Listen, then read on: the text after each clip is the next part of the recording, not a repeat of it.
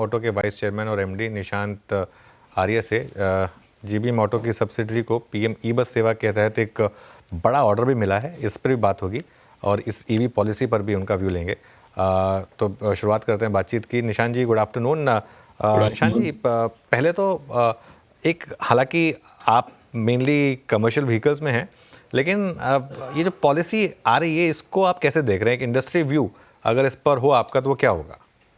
नहीं, PM E drive एक काफी अच्छा फ्रेमवर्क बनाया है गवर्नमेंट ने, बिकॉज इसके अंदर इलेक्ट्रिक बसेस को करीबन 40% एलोकेशन मिला है। साथ ही नए एरियाज जैसे एम्बुलेंसेस को भी फोकस में लाया गया है, ई ट्रक्स को भी लाया गया है, जहां पे एसेट यूटिलाइजेशन काफी हाई है।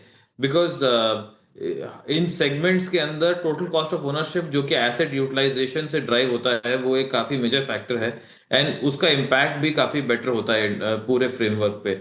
साथ ही अलग अलग सेगमेंट्स में जो पॉलिसी के बेस पे सब्सिडीज मिलेंगी, आई थिंक वो इंडस्ट्री को काफी फ्यूल करेंगी and it is a very progressive step forward. And charging stations को भी इंक्लूड किया गया है, जो कि काफी इंपॉर्टेंट है। तो आपके हिसाब से जो ट्रांजिशन है अब ईवीज में, क्या यहाँ से अब और रफ्तार पकड़ेगा? बिल्कुल, I think buses, three wheelers, taxi segment के अंदर मैक्सिमम ग्रोथ होगा। बिकॉज इसके अंदर विदाउट सब्सिडी भी अगर आप सही मात्रा में कैपेसिटी का यूटिलाइजेशन करते हैं तो कंपनी ग्रोथ काफी अच्छी होती है एंड वो आपके लिए पॉजिटिव कॉम्पिटिटिव एक प्रोडक्ट बन जाता है। तो बिकॉज जहां तक प्रोडक्ट सिर्फ सब्सिडी के बेस पे मूव करेंगे वो एक डिफिकल्ट टाइम रहेगा, लेकिन सही फ्रेमवर्क से हम एक कैटलिस्ट के रूप में उसको आगे ग्रो करा सकते हैं, जो कि करंट सिनेरियो में बहुत इंपॉर्टेंट है, ताकि कस्टमर्स में अवेयरनेस इंप्रूव हो और वो समझ पाए कि एक इलेक्ट्रिक व्हीकल कैसे ऑपरेट करता है। अच्छा, ये बताइए कि आपका एग्जैक्टली जो ईवी में करंट ऑर्डर बुक है वो कितनी है, और by the end of next fiscal आप इसमें कितना इंक्रीज देख रहे हैं निशांत जी? तो हम लोग अभी हमने रिसेंटली एक ऑर्डर जीता है, उसके बाद वो करीबन 11,000 प्लस बसेस का ऑर्डर बुक है। और हम लोग देख रहे हैं कि ये ऑर्डर्स हम लोग अगले 2 साल में डिलीवर कर देंगे। तो around FY27 we should be able to deliver these orders. अच्छा, ये बताइए निशांत जी, जितने भी ऑर्डर्स आ रहे हैं version and the pace of getting order, उसमें से अप्रोक्सीमेटली ईवी का कितना अंश होता है? थोड़ा बताएंगे इसमें, मतलब एक्सेप्टेंस नहीं, रेशो हमारे कितनी है केस इस वक्त? में 100% ऑर्डर जो हैं ये 11,000 प्लस बसेस के, ये सारे ही ईवी हैं। ओके। और इस कैपेसिटी को आप कितना बढ़ाएंगे और एक वर्षों में, considering this fact, I mean इसको ऑर्डर को पूरा करना है आपको, ये करंट नहीं, हमारे पास कैपेसिटी में हो ऑलरेडी जाएगा? 20,000 इलेक्ट्रिक बसों की कैपेसिटी है।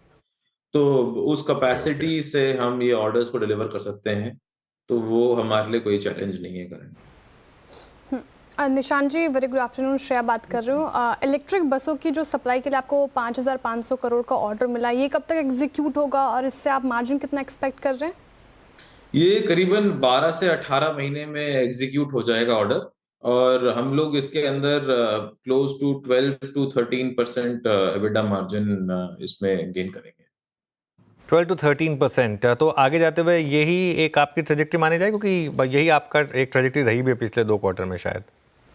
बिल्कुल बिल्कुल। तो एनुअल लेवल पे हम लोग मिनिमम 12 to 13% एबिटा मार्जिन को मेंटेन करेंगे एंड साथ साथ we will be trying to see कि हम लोग इसे एक्सपैंड करें फर्दर, बिकॉज हमारा करीबन 3 to 4% of our EV top line in JBM Auto is our R&D capex every year. अच्छा। तो इसीलिए हम लोग उस पर काफी फोकस करते हैं कि how we invest in technology, which is a very important part. अच्छा निशांत जी, इंक्रीमेंटली आपका कितना मार्केट शेयर होगा? जैसे मैं सड़क पे देखता हूँ कई बार इलेक्ट्रा की भी ईवी बस दिखती है, आपकी भी ईवी बस दिखती है क्लियरली।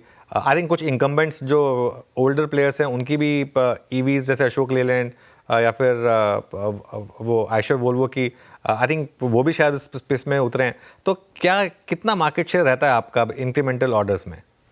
तो हमारा age on date with our current vehicles delivered and our order book of 11,000, we are at 35% market share. 35%। तो इसमें तो सेंध लगने का रिस्क होगा, क्योंकि 35% मार्केट शेयर अगर 12-12.5% के मार्जिन पर अगर है तो बाकी प्लेयर्स भी और एस्टेब्लिश प्लेयर भी शायद इसमें अपनी जो कैपेसिटी है वो बढ़ाएंगे आगे जाकर।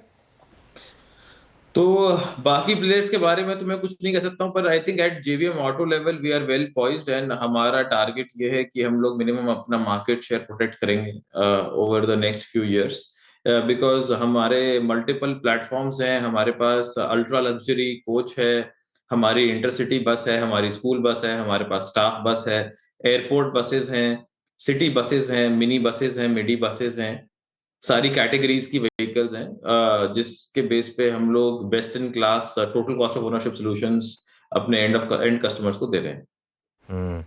बिल्कुल, चलिए बहुत बहुत शुक्रिया आज हमारे साथ जुड़ने के लिए निशांत जी। अब चलते हैं एक बार इस पर एक व्यू लेते हैं। राजेश अग्रवाल जी, जेबीएम ऑटो आपने ट्रैक किया है क्या? पहले इस पर व्यू हो जाए और उसके बाद इस पूरी स्पेस में जिस तरीके से आज मूव्स आए हैं ऑटो स्पेस में, खासतौर से महिंद्रा में, इसको आप कैसे देख रहे हैं? देखिए, जेबीएम ऑटो की जहां तक बात की जाए तो वैल्यूएशन अगर देखेंगे तो बहुत स्ट्रेच नजर आएंगे, बट चूंकि उनके ऑर्डर बुक बहुत शानदार है, इसलिए किसी को लंबी अवधि का टाइम होराइजन हो तो वहाँ थोड़ी बहुत पोजीशन ली जा सकती है, चाहे फिर वो जेबीएम ऑटो हो या इलेक्ट्रा हो, दोनों में अगर आप देखेंगे तो वैल्यूएशन बहुत स्ट्रेच है, ऑर्डर बुक शानदार। अब महिंद्रा एंड महिंद्रा की बात की जाए तो सुबह से जो खबरें निकल कर आई कि 110% की ड्यूटी के सामने 15% कर दी जाएगी, और जिस कारण से हमने पूरे ऑटो स्पेस में प्रेशर देखा, खास करके महिंद्रा एंड महिंद्रा में, हुंडई में, कई ऐसी कंपनियों में जो लोग ईवी पे अपनी अच्छी बढ़त बनाने की कोशिश कर रही थी, वहां प्रेशर देखा।